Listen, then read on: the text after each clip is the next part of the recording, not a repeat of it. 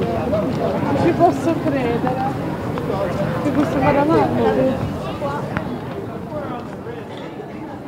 So we're staying at the hostel up the road here, and we got an email saying that most of the pubs would be closed today, if not all of them. So we prepared ourselves coming through duty free.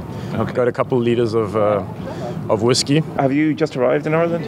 Yeah, we arrived this morning. Okay, and did you know the pubs were going to be closed today? No, I found out after we got out of the airport and we were getting on the bus.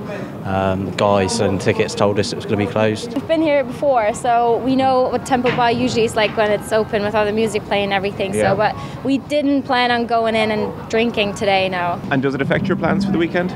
No, not really, because there's so much walking around, looking at things, so not really. We're staying till Monday, so Okay. it works okay.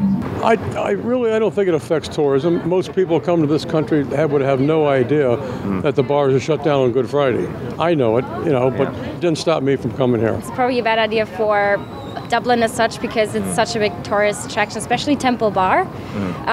So I think, I think there's a lot of money, if you think about it that way. Yeah.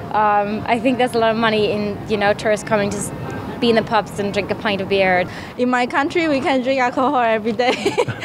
So we don't have Good Friday, so I think it's a good thing. So I kind of like the idea of giving up something to remember the suffering of the Lord. Okay. So I think it's quaint, but I think it's also a little provocative for me. I think it should be scrapped. Everyone should be able to drink on Good Friday just as much as everyone else can go to church on Good Friday. But it also fits quite well with how we view Ireland, I suppose. Like a Catholic country where the religion is quite deeply rooted inside the country and in the traditions of the way things are. I don't think it actually does what it's supposed to.